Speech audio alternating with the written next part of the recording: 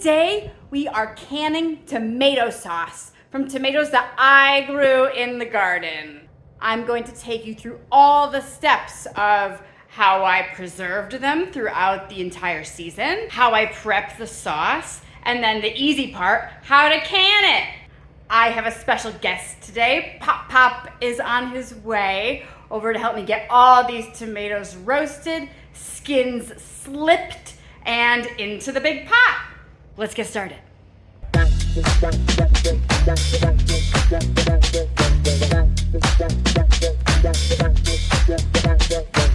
Here are the tomatoes that I took out of the freezer last night. This turned out to be a total of 8 2-gallon reusable silicone bags that we put the tomatoes in to preserve them over the summer. And then 2 1-gallon Ziploc bags for the overage of just the last tomatoes of the season.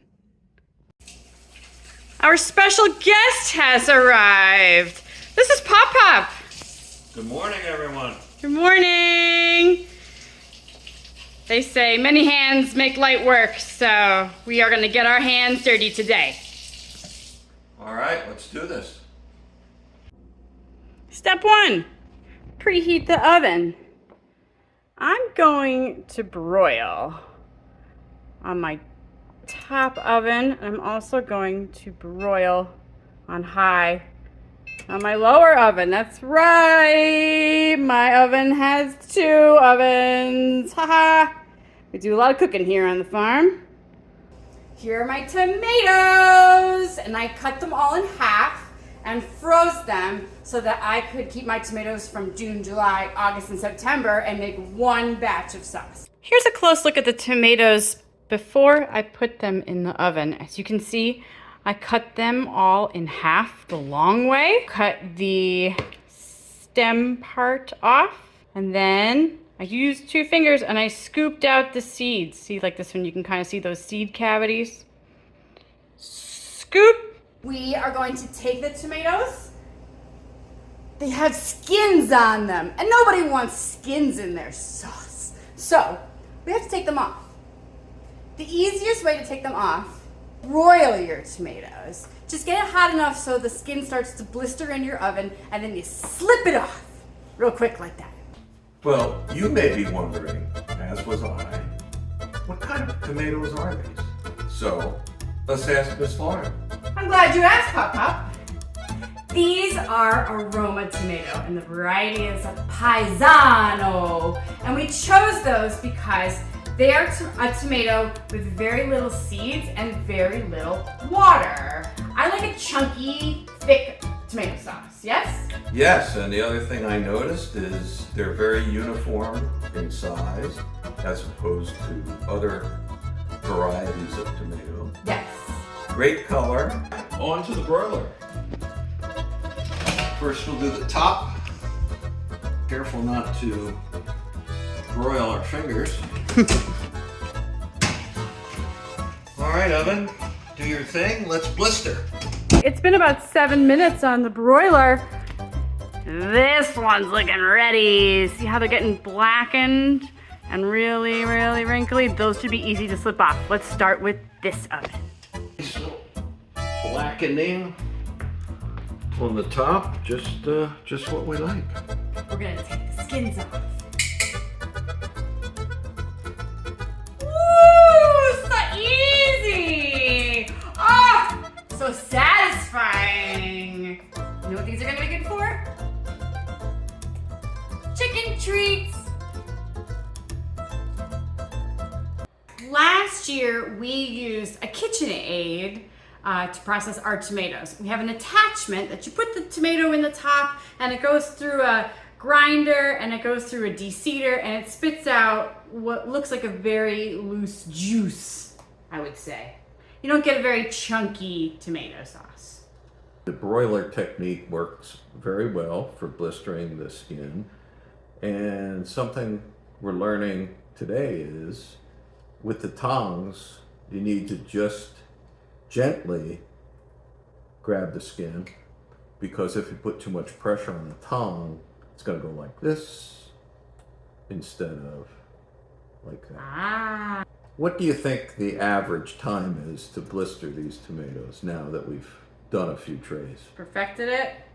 Probably between 6 and 8. I don't think you can overdo it because the more that they get like black and blistery, it seems like it's the easier way to get them off.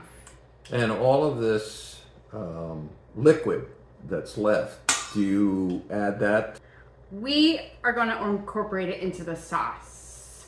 It's probably got a lot of flavor in there. We'll boil down what's in the pot until we feel like it's at a good consistency. Well, with the skins off the tomatoes, now we're left with the meat of the tomatoes. Into the pot with these guys.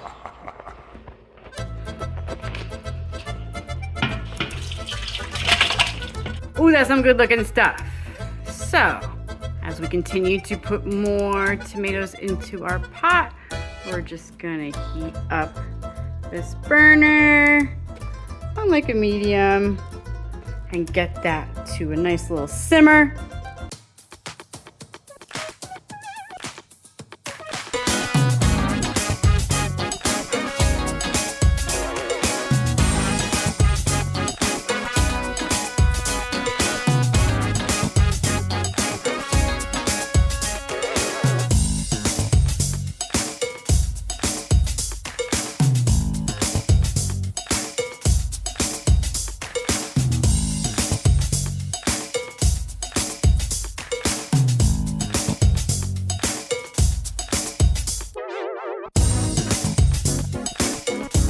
Well, this is the proverbial fruit of our labors. Did you know tomatoes are actually a fruit? They are. Now that we've skinned them and we're mixing them, we're going to cook them down for several hours before we go on to our next step of blending. So be patient.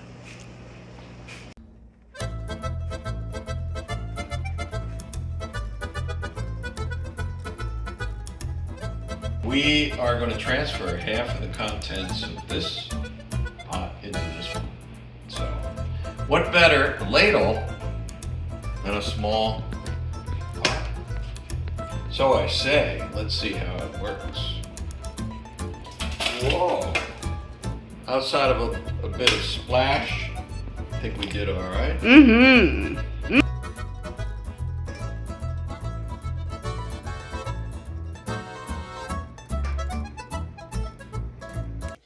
This is great. This is gonna be so good. All right, so now that we got that good smell going, I see good old bubble going, time to blend.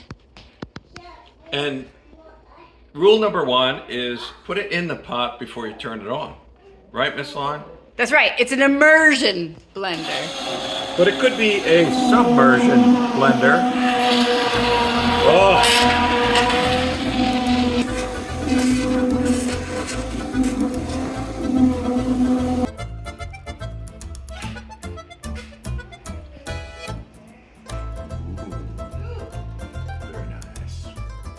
Join them back into one pot and season so that we evenly distribute all the spices. All right, y'all, it's the next day. This sauce has been cooking since 11 a.m. yesterday. I did turn it off overnight because I've had bad experiences of the bottom of the pot burning the tomatoes. So this has been going from 11 to about 9 p.m. last night. I got up at 6 this morning and turned it on right away. It's in a great place to spice it.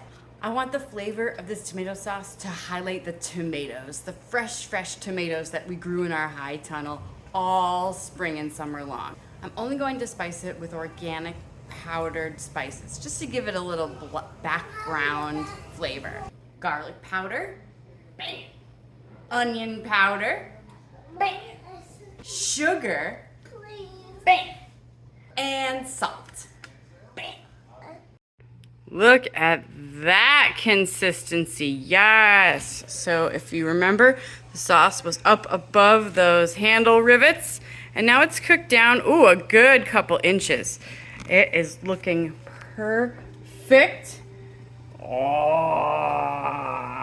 that is for water bathing our tomato sauce. Because it's time to get canning. Let's get canning. Right now, I am sterilizing my jars in my dishwasher. I run my jars and my lids and my bands through the dishwasher on a hot water cycle with no soap, just to get them sterilized. And then once the sauce is hot and the water bath is hot and my jars are ready, we can start filling them up. One last taste before it goes in the jars.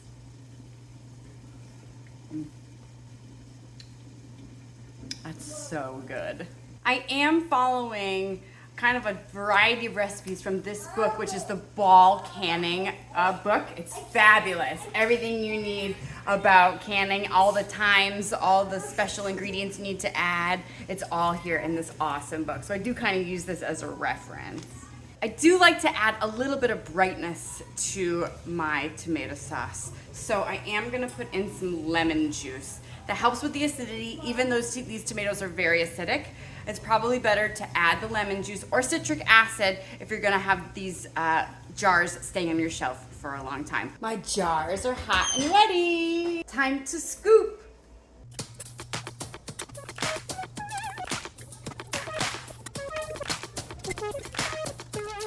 Now, just need to wipe the tops, put the bands and lids on them, and get them in that water bath.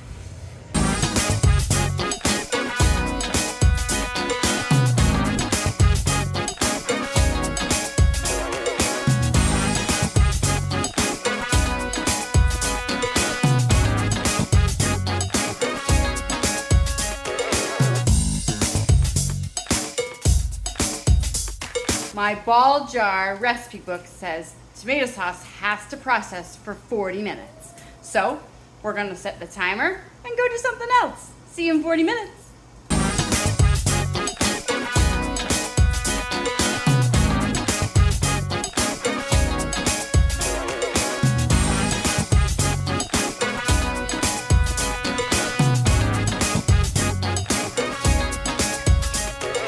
Round one is looking so good. Yes, do you see that color? Oh, the most beautiful color of red I've ever seen. Oh, yay! Let's do round two.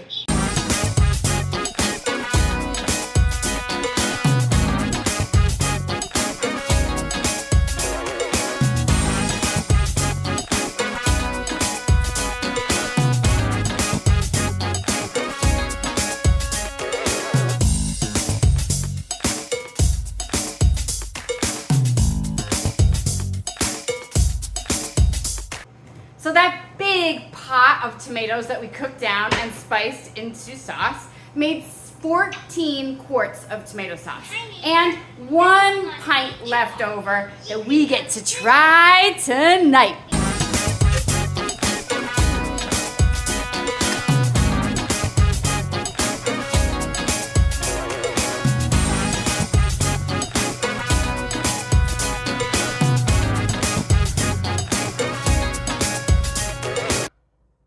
So here it is, friends, 14 quarts of homemade, organic, grown here on the farm tomato sauce.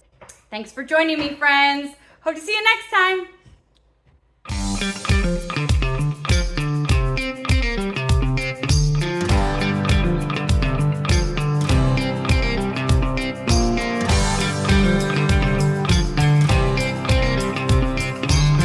Next step will entail the use of this device.